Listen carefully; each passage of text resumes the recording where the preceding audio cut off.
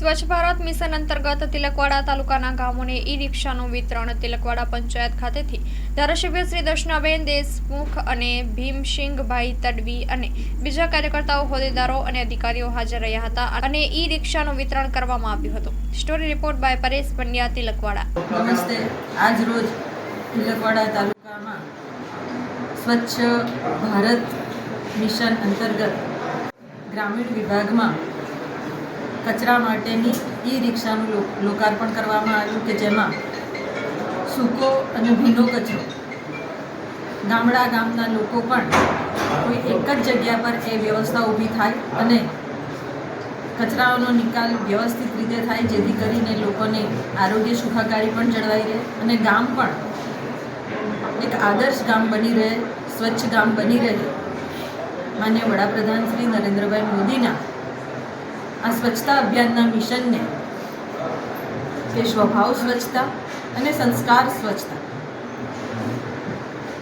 આ અભિયાનને ગામ સુધી લોકો સુધી પહોંચાડવા માટે આજે પંચાયતોમાં 21 જેટલી પંચાયતોમાં આ ઈ રિક્ષાનું લોકાર્પણ કરવામાં આવ્યું, જેથી કરીને આ કચરાનો નિકાલ યોગ્ય જગ્યાએ થઈ શકશે.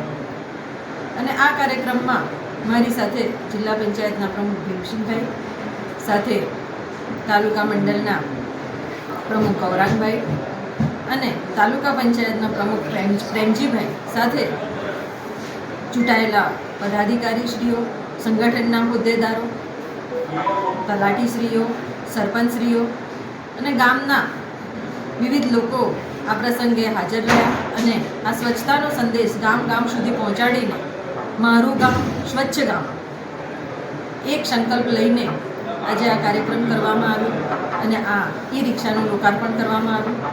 હાલમાં ચૈત્ર મહિનાની નર્મદા પરિક્રમાનો પણ શુભારંભ થઈ રહ્યો છે, ત્યારે આ ઈ રિક્ષા દ્વારા જે પણ કંઈ કચરો નર્મદાના કિનારે જે લોકો પરિક્રમા કરવા માટે આવતા હોય છે, તો એ ભાવિક ભક્તો પણ આ કચરો જે તે રિક્ષાઓ ત્યાં જ ઊભી રાખવામાં આવશે અને એમાં જ આ કચરાનો નિકાલ કરવામાં આવે એવી સર્વે ભાવિક ભક્તોને પણ વિનંતી કરું છું. કારણ કે નર્મદા મૈયાના આ પવિત્ર કિનારાને પણ સ્વચ્છ રાખીએ, સુઘડ રાખીએ અને આનંદથી મા મૈયાની આ પરિક્રમા કરીએ એવી સૌ ભક્તોને પણ હું શુભકામના પાઠવું છું. અને સર્વે ગામ લોકો આ અભિયાનમાં એક સાથે જોડાય એવા સંકલ્પ સાથે સર્વે ગામવાસીઓને પણ હું આ અભિયાનમાં જોડાવા માટેની એક અપીલ કરું છું. આપણું નામ? ડૉક્ટર દર્શના ચંદુભાઈ દેશમુખ, ધારાસભ્ય શ્રી નાંદેડ. તિલકવાડા તાલુકા સ્વચ્છ ભારત મિશન અંતર્ગત ઈ રિક્ષાના લોકાર્પણમાં નાંદોદ વિસ્તારના ધારાસભ્ય ડૉક્ટર દર્શનાબેન દેશમુખજી, તાલુકા પંચાયતના પ્રમુખ પ્રેમજીભાઈ, તાલુકા પંચાયતના ઉપપ્રમુખ